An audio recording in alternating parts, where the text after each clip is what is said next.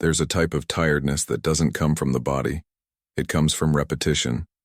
You wake up, do what you need to, handle what comes up, and still feel like life has gotten too narrow, as if the world has shrunk to fit into a handful of tasks.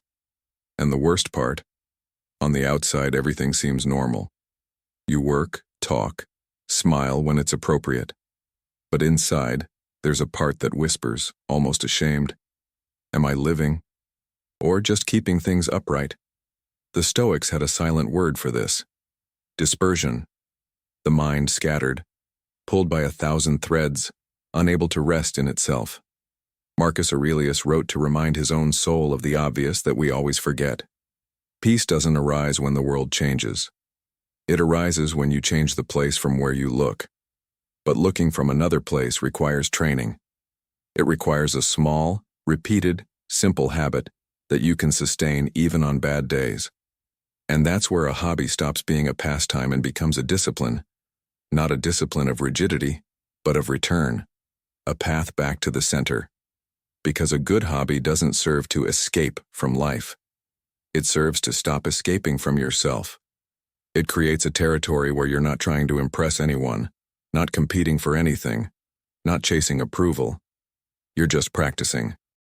And practice is a deeply Stoic word, doing what depends on you with constancy, without demanding that the world applaud. When you choose the right hobby, something curious happens. You start to feel time again.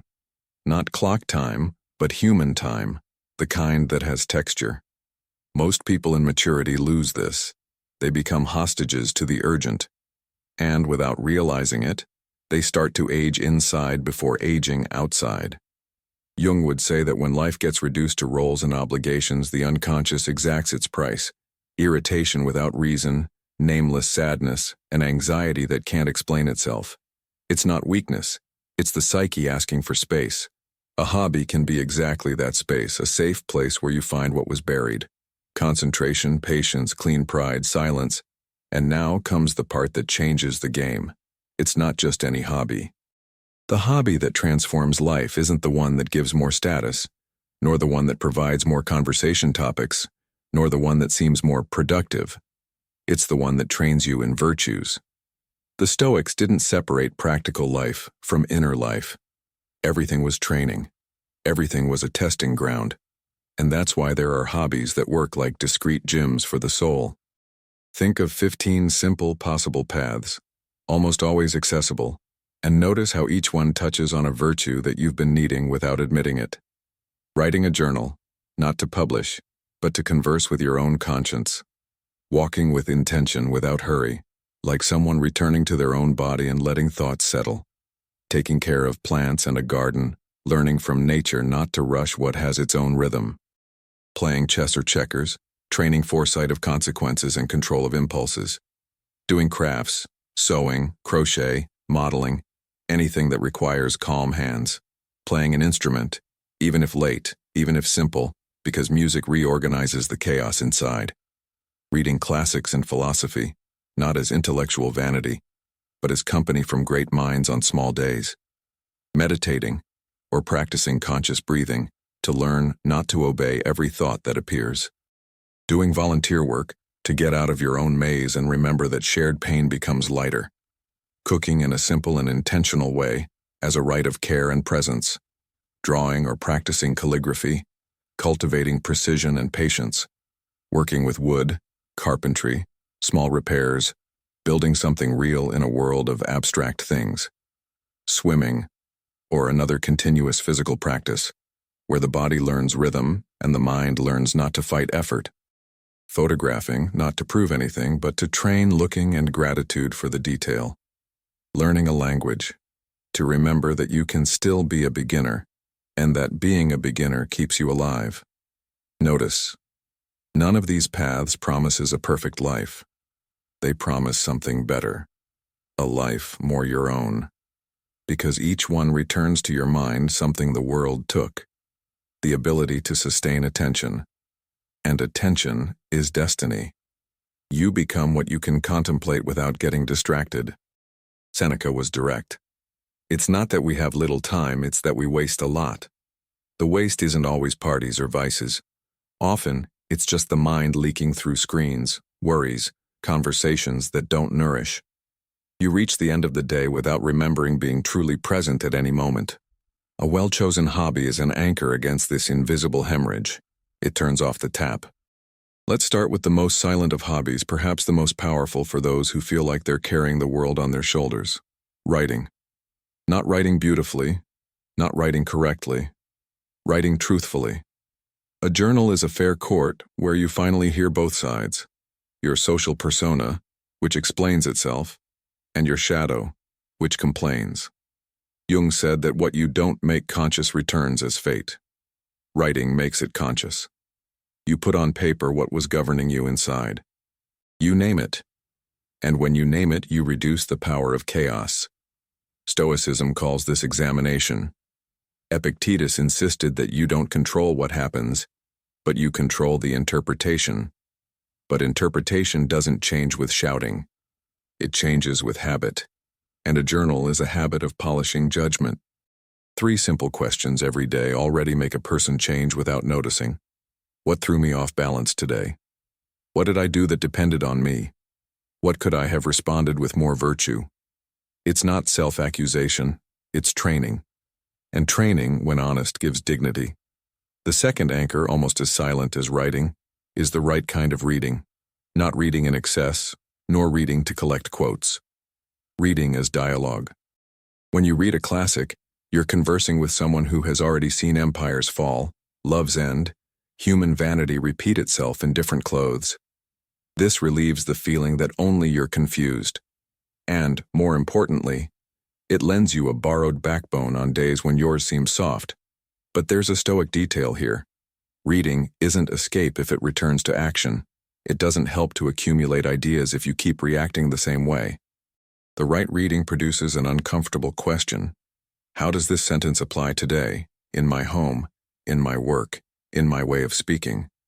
When you do that, wisdom stops being theory and becomes temperament. And the third anchor, the most underestimated by those who live in their heads, is walking. Not walking to meet a goal. Walking as a practice of return. Marcus Aurelius reminded that you can withdraw into yourself at any time, but the body helps open that door. Walking slows down thought, organizes rhythm, gives your nervous system a simple message. There's no predator now. And when the body believes that, the mind stops inventing urgencies.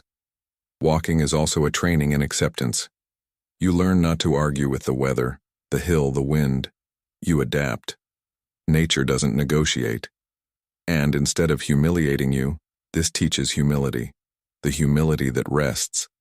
The humility that stops demanding everything be your way for you to be at peace. If you unite these 3, writing, reading, walking, you create a tripod of stability, clarity, wisdom, presence. And from there, any other hobby on the list becomes stronger. Because you're no longer looking for a pastime to fill a hole. You're choosing a practice to expand life. And now I want you to observe something in yourself, with silent honesty. If your life changed just from one habit, which virtue would you most need to train today? Patience, courage, discipline, presence, humility, compassion, impulse control. Which of these virtues is missing in you without you admitting it out loud?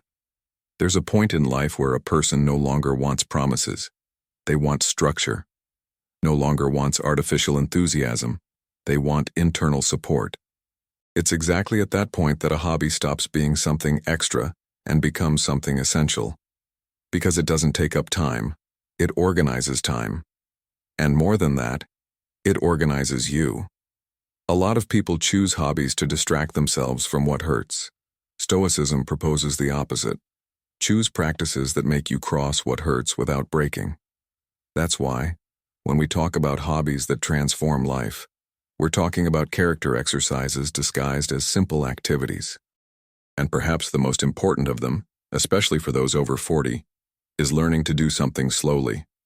We live surrounded by quick rewards. Everything responds fast. Everything promises speed. Everything seems to punish delay. But the human soul doesn't mature at high speed. It matures in repetition, in silence, in error corrected without drama. Manual hobbies, for example, have an almost therapeutic effect in this sense. Working with wood, clay, sewing, embroidery, crochet, anything involving hands and patience, returns to the individual an honest relationship with time. You can't rush the material without spoiling the result. The matter teaches limits with kindness, something people no longer do. And here there's a profound Stoic teaching. Accepting limits isn't resignation, it's wisdom. Epictetus insisted that suffering arises when we try to control what's not under our command. A manual hobby makes this clear without needing a speech. The wood breaks if you force it. The thread tangles if you get irritated. The clay collapses if you don't respect the moisture. Little by little, you learn to adjust yourself, not the world. And this learning overflows outside the workbench. You start to speak differently, to react differently, to wait differently. Another transformative path, often ignored by those who associate maturity with rigidity, is learning something new from scratch. A language, a musical instrument, a skill you've never tried.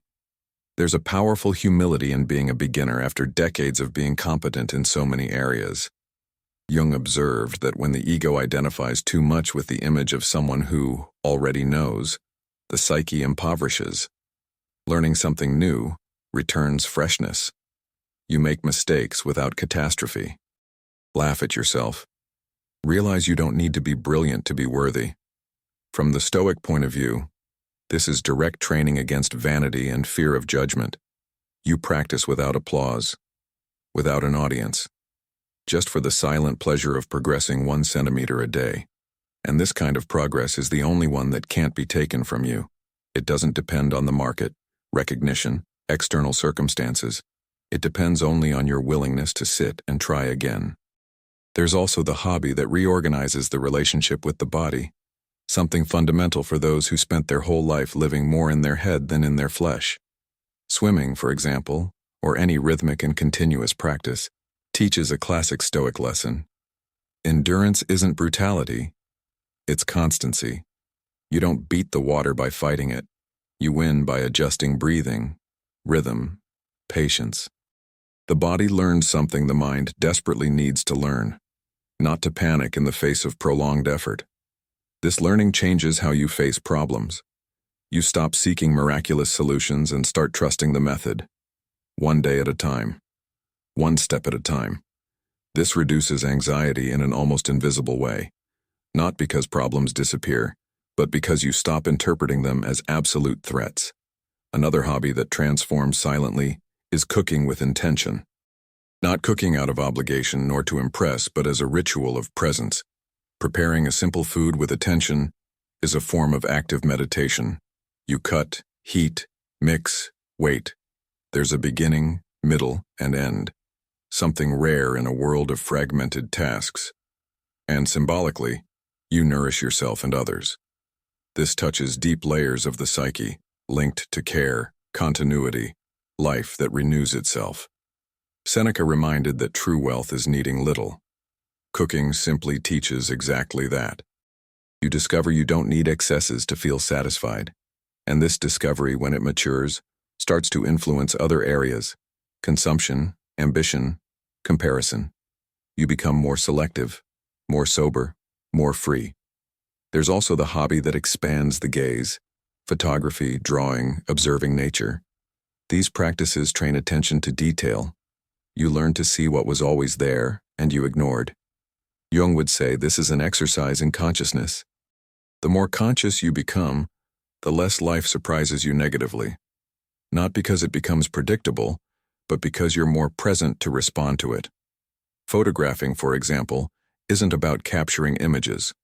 It's about learning to stop, to frame, to choose. You start to perceive beauty where before there was only hurry. And this changes how you go through days. Hurry decreases. Irritation loses strength. You start to feel gratitude without effort. And perhaps the most transformative hobby for those who feel a hard-to-name emptiness is volunteer service. Not as sacrifice, but as remembrance. Remembrance that life doesn't revolve only around your pains. This doesn't diminish what you feel, but puts it in perspective. Stoicism always emphasized the idea of community, of belonging to something bigger than the ego. When you offer time, attention, or skill to someone, you get out of the closed circuit of your own mind. Many anguishes dissolve not because they were resolved, but because they stopped being the absolute center. And this displacement of the center is profoundly healing. You return home different, lighter, more silent inside. Now notice something important. None of these hobbies requires special talent. They require decision. And decision, for the Stoics, is the true field of freedom. You don't choose everything that happens, but you choose what you practice. And what you practice inevitably shapes you. If you don't consciously choose practices that strengthen you, the world chooses distractions that weaken you. That's the invisible choice that happens every day, and it doesn't make noise. It only shows up years later in the form of regret or serenity. Before we proceed, I invite you to pause for a moment and observe with honesty. Which of these practices provokes a slight resistance in you? Not the one you think is nice, but the one that bothers a little. Usually that's where the path you need to tread now is. There's a subtle but decisive difference between occupying the mind and educating the spirit. Most people spend their whole life occupying the mind, solving, reacting, responding, accumulating stimuli. Very few educate the spirit. And educating the spirit has nothing mystical or distant about it. It's a slow process of choosing every day what makes you less reactive and more whole. A well-chosen hobby is one of the most discreet and effective ways to do this without fanfare, without speech, and without needing to change the world around you. When you dedicate yourself to a constant practice, something starts to rearrange internally. You realize not everything needs to be resolved now. Not everything needs an immediate response. Not every emotion needs to become action. That space between stimulus and response, which the Stoics considered the true place of human freedom, starts to expand. And it expands not because you read another concept, but because you trained patience in practice. See, for example, the simple act of learning to play an instrument. At first, the sound is ugly, fingers hurt, coordination fails, progress seems invisible. And exactly there lies the lesson. You learn to endure your own imperfection without giving up. Learn not to humiliate yourself for not being good. Learn to continue even when the result doesn't reward immediately. This creates a rare emotional musculature, the capacity to remain. This capacity changes how you deal with conflicts, frustrations, and even aging. You stop fighting the fact that everything takes time. You start to cooperate with it. And cooperating with time is one of the deepest forms of wisdom. There's also the hobby that confronts the excess of internal noise directly, the practice of conscious silence. Meditation, breathing, contemplation, or even sitting without stimulus for a few minutes. It seems simple, but it's not. Silence exposes chaos. Repetitive thoughts, uncomfortable memories, old restlessness emerge. Most flee from this. But Stoicism teaches that what you avoid governs you. What you observe loses strength. With time, silence stops being threatening and becomes a place of rest. You discover you don't need to fill every space with words, opinions, or distractions. This transforms relationships. You listen better, interrupt less, react less. And curiously, you become more respected, not by imposing presence but by radiating calm. Another path of silent transformation is applied study. Not study to accumulate information, but to refine judgment.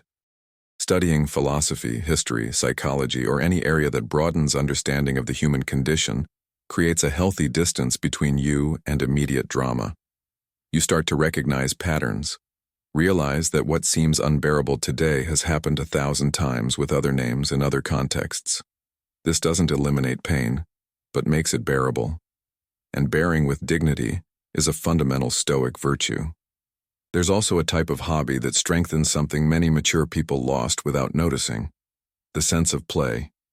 Playing chess, checkers, strategic cards, not to compete aggressively, but to exercise vision, patience, and consequence. You learn that every move has a cost. Learn to wait.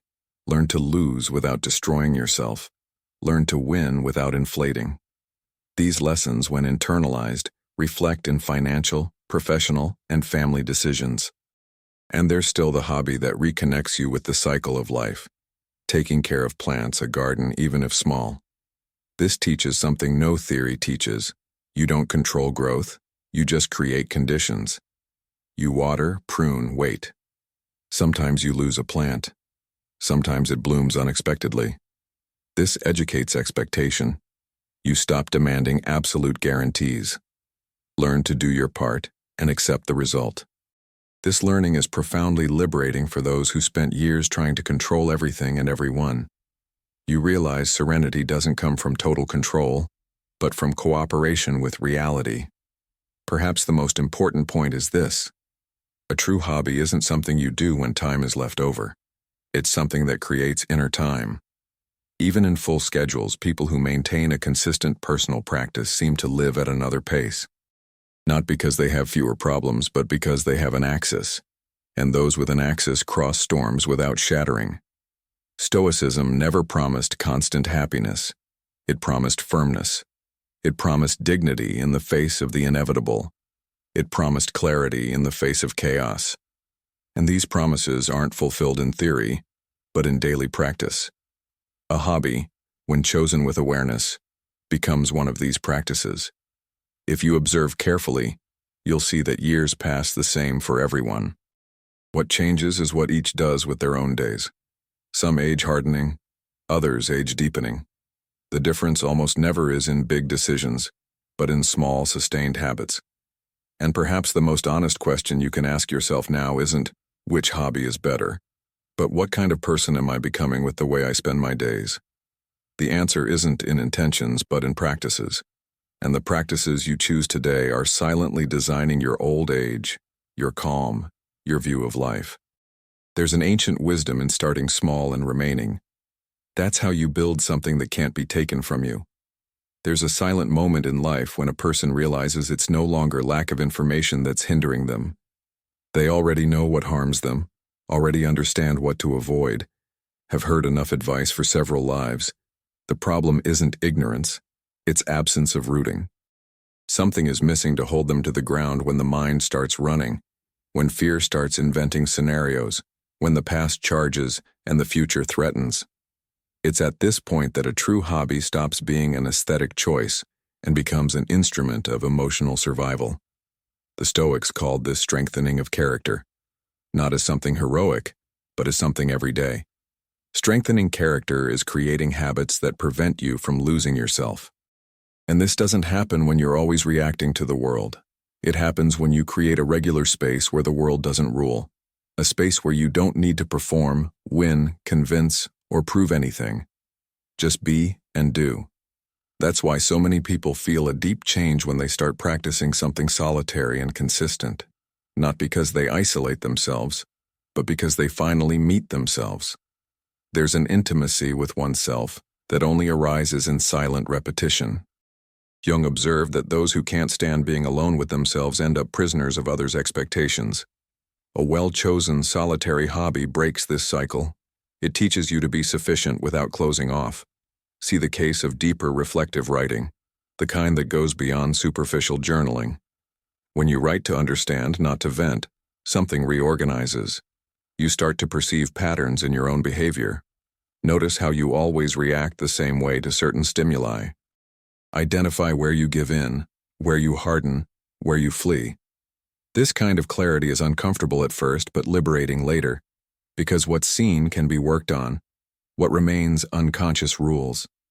Stoicism always emphasized the importance of reviewing the day, not to punish but to learn. Each mistake is a teacher if you don't turn it into identity. Writing creates this healthy distancing. You're no longer the emotion. You observe the emotion, and those who observe choose better. Another hobby that acts directly in this rooting process is conscious bodily practice.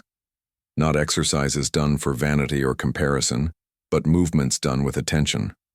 Yoga, stretching, traditional martial arts, breathing practices. These activities teach something the mind resists accepting. You inhabit a body, and ignoring the body charges high interest over time.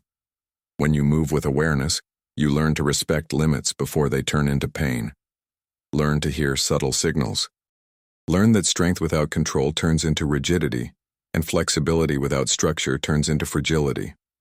This bodily wisdom translates into more balanced emotional decisions. You stop going beyond what you can handle just to maintain an image. Learn to preserve yourself without guilt. There's also the hobby that works directly with error. Any artistic practice, drawing, painting, sculpture, creative writing. Art doesn't accept absolute control. It requires surrender and tolerance for the imperfect. You learn to live with failed attempts without emotional collapse. Learn that erring isn't a verdict, it's part of the process. This lesson, when integrated, radically changes how you face failures in life. Many adults live paralyzed by fear of error because they associated error with loss of value. Art dissolves this association. You err, adjust, continue. Without drama. Without spectacle. Just process. And this returns lightness to existence.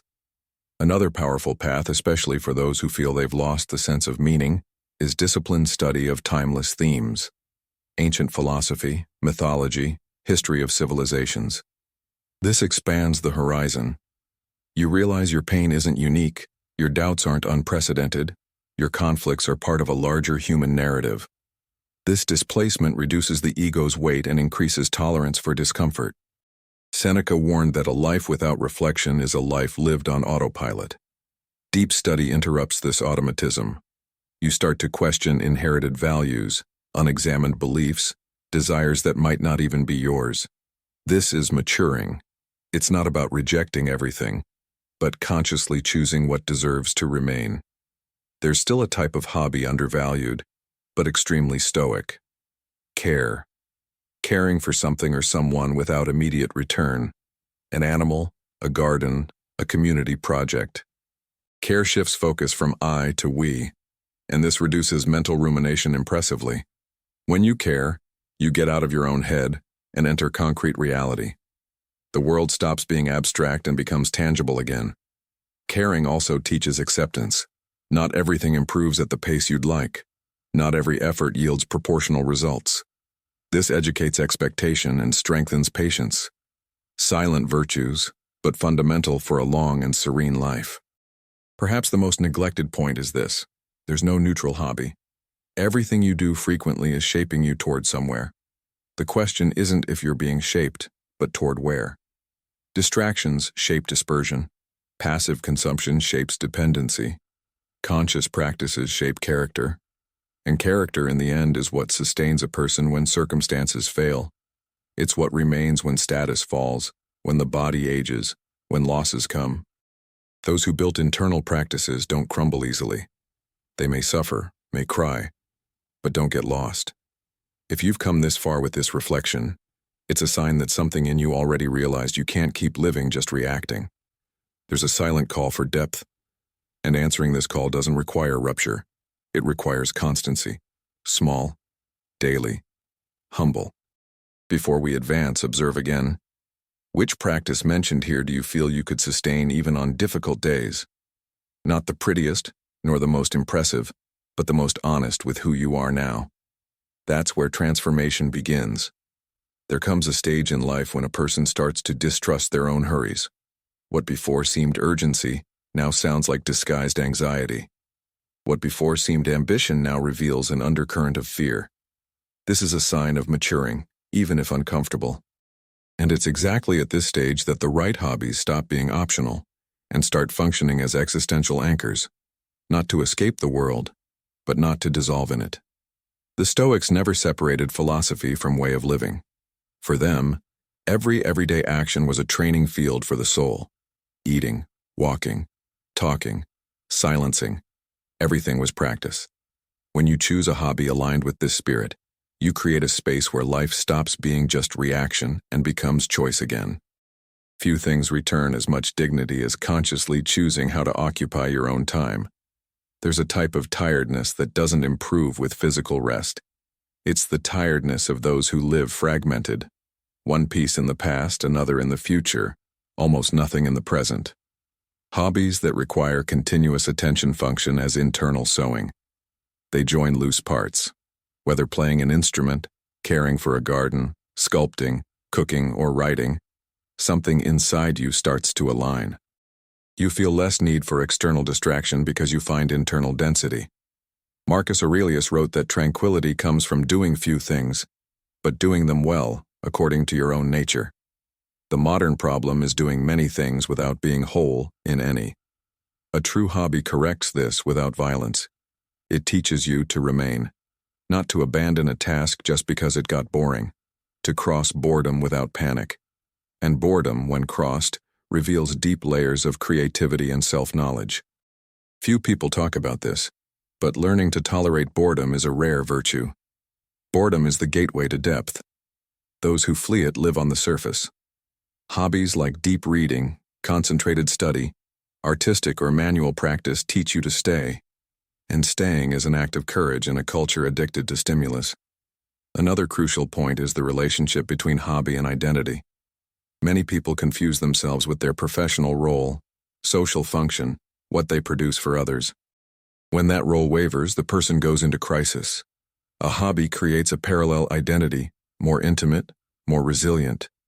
You're not just what the world demands of you. You're also someone who cultivates something for themselves. This strengthens self-esteem silently, without needing applause. Jung warned that a life too identified with the social persona impoverishes the soul. The hobby is an antidote against this impoverishment. It feeds parts that don't fit on a resume, but sustain sanity. Parts that don't need to be seen to exist. This creates a deep sense of internal coherence. There's also an ethical effect little noticed. People who cultivate constant personal practices tend to be less cruel, less reactive, less explosive, because they discharge tensions in healthy spaces. An individual who writes, walks, creates, studies, or cares is unlikely to dump accumulated frustrations on others. They have an outlet. This improves relationships without conscious effort. Another fundamental Stoic aspect is preparation for loss. Nothing remains. Body changes, people leave, functions end. Those who built internal practices don't stay empty when something external goes. Not because they don't suffer, but because they don't stay without ground. A consistent hobby creates an axis that crosses phases. It accompanies you when everything changes, and this is a practical way to meditate on impermanence without despair. There's also the learning of sufficiency. When you discover pleasure in simple activities, you become less dependent on consumption, validation, constant novelty. This isn't poverty, it's freedom. Seneca said that the poor is the one who needs a lot. A simple hobby teaches to need little, and needing little reduces fear of losing. Perhaps the deepest teaching is this: choosing a hobby is choosing a way to relate to yourself.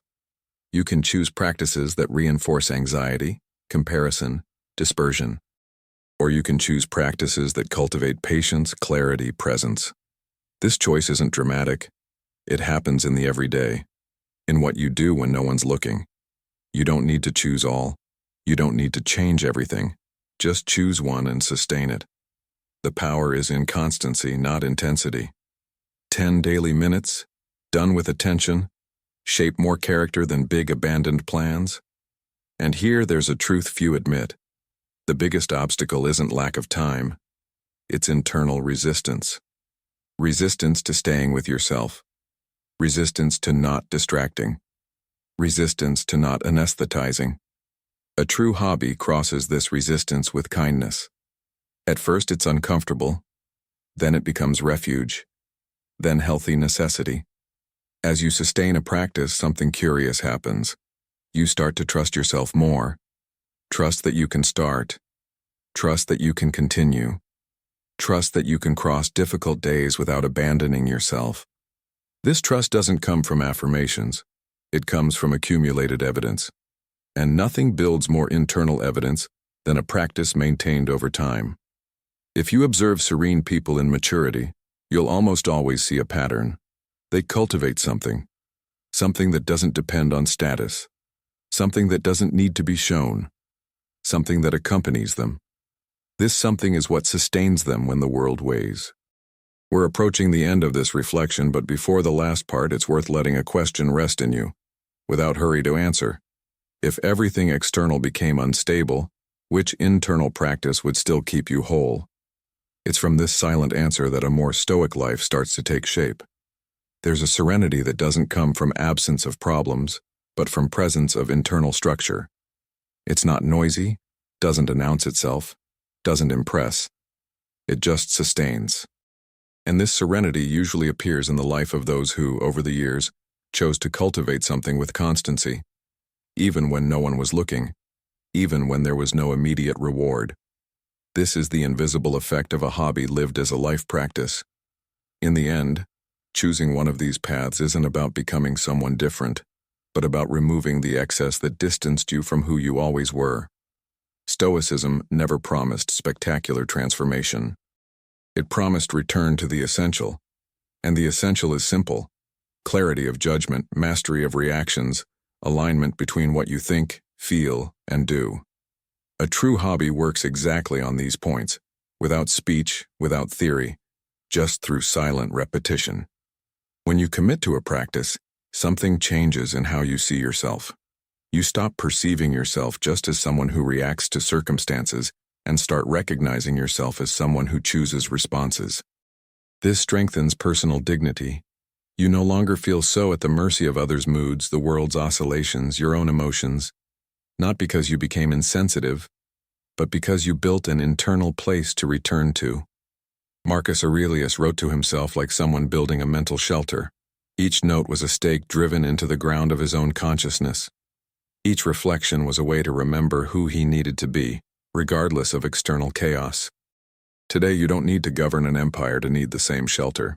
Just being alive, aging, losing, loving, working, dealing with the unpredictable. Ordinary life is demanding enough. A hobby chosen with wisdom functions as this shelter. It doesn't eliminate the storm but prevents you from being carried away by it. On good days it deepens gratitude. On difficult days it offers support. On empty days it returns meaning. And little by little you realize you don't need to chase so much after stimulus, approval, or distraction. There's something in you that's nourished. There's a silent beauty in aging with practices. The body may lose vigor, but the mind gains density. Hurry decreases. Comparison loses importance. The gaze becomes broader. People like this don't need to prove wisdom. They radiate calm. And this calm didn't arise by chance. It was built, day by day, in small, repeated gestures. Perhaps the biggest mistake is waiting for motivation to start. Motivation is unstable.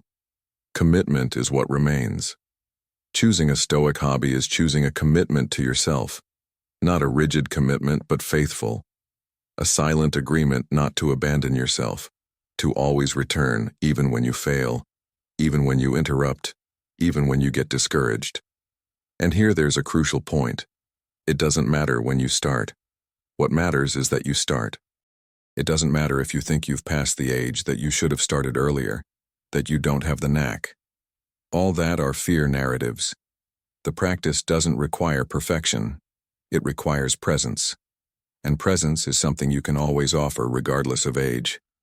In the end, choosing one of these hobbies is choosing how you'll cross the next years, with more noise or more silence, with more dispersion or more axis, with more reaction or more awareness. This choice doesn't need to be announced, explained, or justified. It just needs to be lived. If this text touched something in you, don't turn it just into intellectual agreement. Choose a practice. One only. Simple, possible, and start small. Sustain for a few days, then for a few weeks, then for a few months. Observe what changes in how you react, speak, sleep, think. And if at some point you notice you're calmer in the face of what used to throw you off balance, that you're more patient with yourself and others, that you feel less need to escape from yourself, know, something fundamental has already started to change. If this reflection made sense to you, allow yourself to continue this path. Like this content, share it with someone who needs to slow down and reflect. Leave in the comments which practice you feel you can sustain now. And if you want to keep deepening this practical wisdom for real life, subscribe to the channel. Walking with awareness is easier when we remember, together, what really matters.